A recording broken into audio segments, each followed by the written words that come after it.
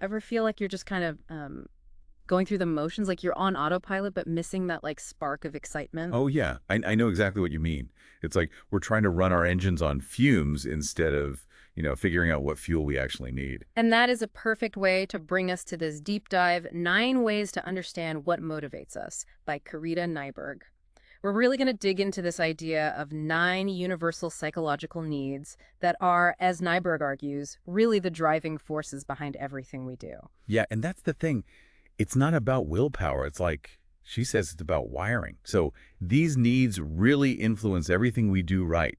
Like how satisfied we are, how we behave at work, how we are in our relationships. So less about those self-help pep talks and more about like a fundamental understanding of what makes us tick. Exactly. When we understand those core motivators, that's when we can actually make choices that align with who we are. Okay, I am so ready for this. Let's dive in. What's the first motivator we're going to unpack? All right, so first up we have exchange. Think about those people you know who are just information junkies. Mm. Like they're constantly sending you articles, dissecting documentaries, and they always up for a good debate. Oh my gosh, I know exactly the type. I actually work with someone like that. Their desk is seriously overflowing with books and journals. They just soak up knowledge like a sponge. Exactly, and that thirst for knowledge, Mm. for sharing ideas, for those really engaging conversations, that's exchange in action. They don't want to just scratch the surface. They want to dive deep into the things they're passionate about. So it's not just about being chatty, it's about that pursuit of knowledge and understanding. Exactly. Now let's shift gears a little to security. So if our exchange friends are all about new information, these folks find comfort and predictability in routine.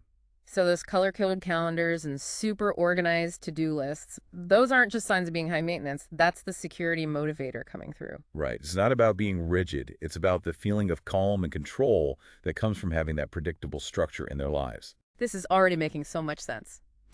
Okay, so what's up next in our lineup of motivators? Let's talk about adventure. These are the people who get a thrill out of new experiences, out of spontaneity, Right. a little bit of risk-taking even. Oh, my partner is all adventure. If I even mention a last-minute road trip, they're already packing the car. Meanwhile, I'm still trying to wrap my head around the logistics. And that's a perfect example of how these different motivators can show up in our relationships, right?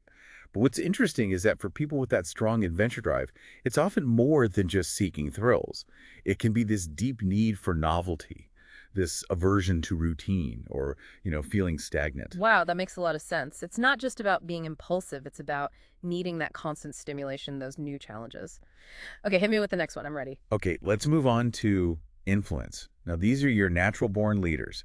They're driven to make an impact, to leave their mark on the world. So, not necessarily just about being the boss, but about having a voice and making a real difference. Exactly. Think about the people you know who gravitate towards leadership roles.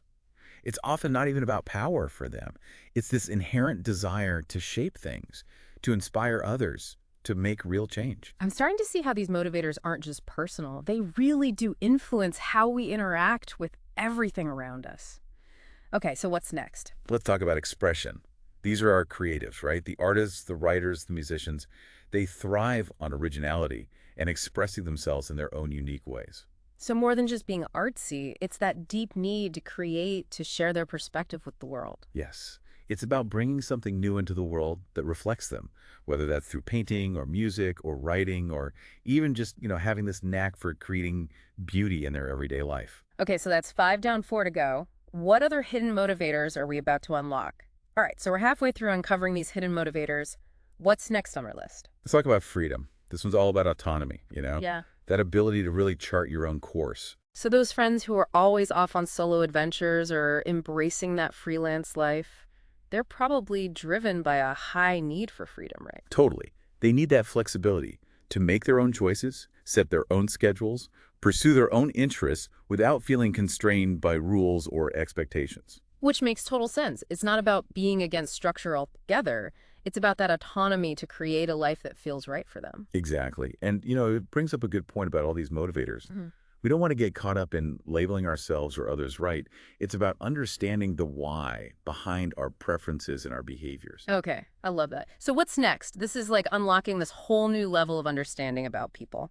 Up next, we have expansion. These are the big picture thinkers, the ones who are always striving for growth and expansion in all areas of life. So we're not just talking about career ambitions here. It's broader than that, like a thirst for knowledge, personal development, pushing their boundaries. You got it.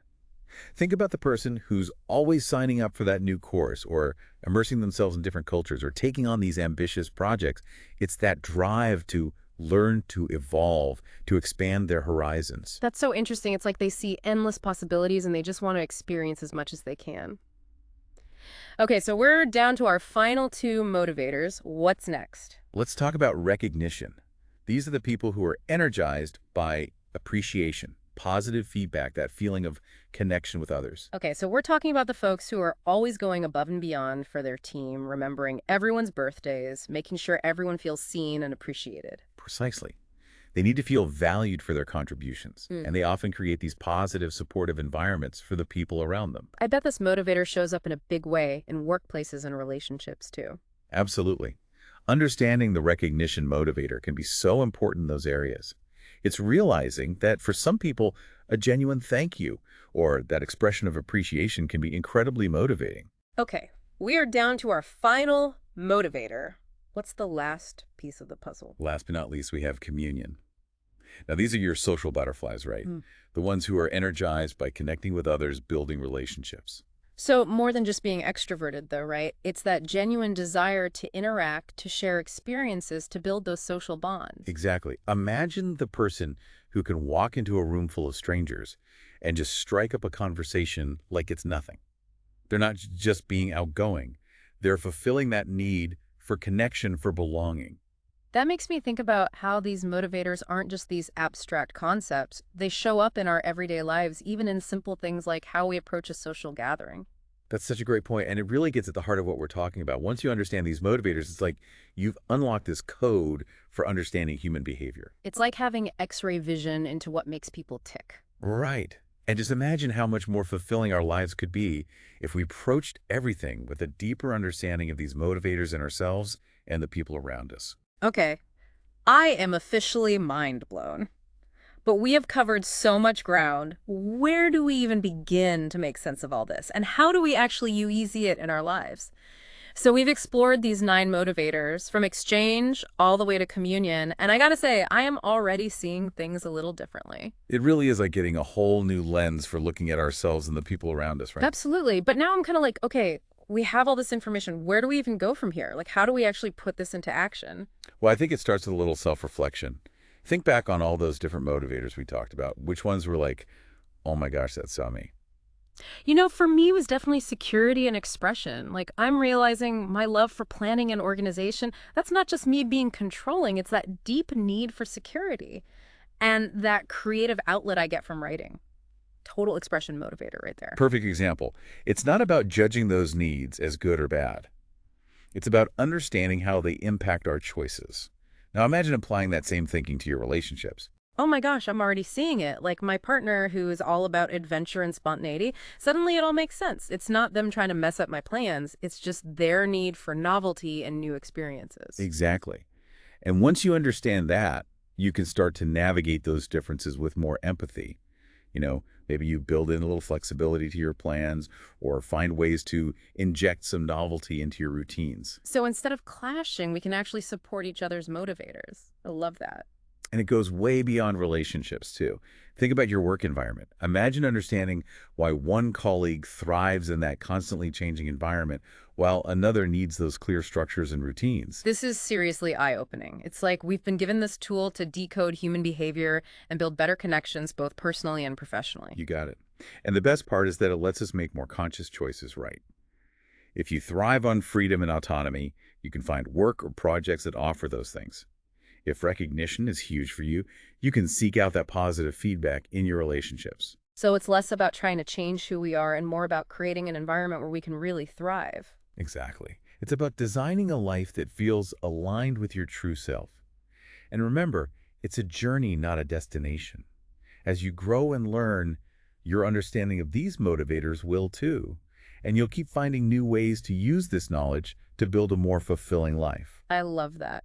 So as we wrap up this deep dive into motivation, what is the one thing you hope our listeners take away from this? If there's one thing I want you to remember, it's this. Embrace your unique mix of motivators. They're not flaws to fix.